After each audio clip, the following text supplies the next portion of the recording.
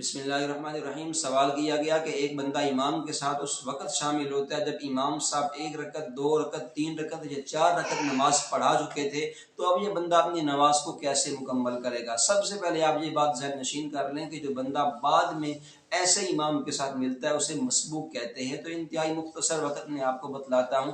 مسبوق کی اگر 1 رکعت رہ گئی ہے تو امام کے سلام پھیرنے کے بعد مسبوق کھڑا ہو جائے، ثنا پڑھے، تعوذ، تسمیہ، فاتحہ، کوئی سورت، پھر رکوع، پھر سجود اور اتحیات ایسے پڑھے جیسے عام روٹین میں پڑھتے ہیں، اپنی نماز کو مکمل کرے۔ اگر اس کی 2 رکعتیں رہ گئی ہیں تو امام کے سلام پھیرنے کے بعد کھڑا ہو جائے۔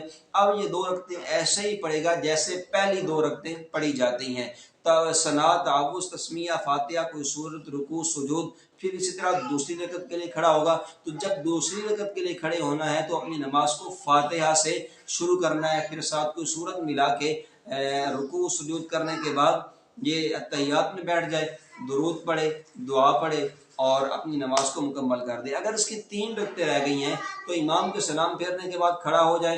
سب سے پہلے یہ پہلی رکعت جیسے پڑھتے ہیں ایسے پڑھے، یعنی ثنا، تعوذ، تسمیہ، فاتحہ، کوئی سورت، پھر رکوع، پھر سجود۔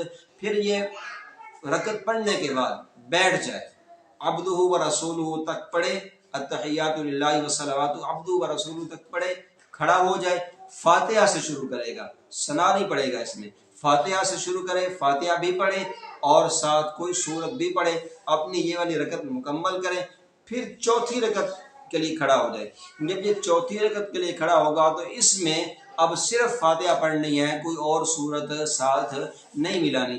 اگر اس کی 4 رکعتیں رہ گئی ہیں تو اس کا طریقہ یہ، امام کے سلام پھیرنے کے بعد یہ کھڑا ہو کے اپنی نماز ایسے ہی پڑھے گا جیسے اکیلا بندہ اپنی نماز پڑھتا ہے، یعنی پہلی رکعت میں ثنا، تعوذ، تسمیہ، فاتحہ، کوئی اور سورت، اور اسی طرح دوسری رکعت میں فاتحہ، کوئی اور سورت، پھر 2 رکعتیں مکمل کرنے کے بعد عبدہ و رسولہ تک پڑھے، تشہد میں بیٹھ جائے، عبدہ و رسولہ تک پڑھے، پھر کھڑا ہو جائے، جیسے یعنی اکیلا بندہ پڑھتا ہے ایسے ہی اب یہ اپنی 4 رکعتیں مکمل کرے گا۔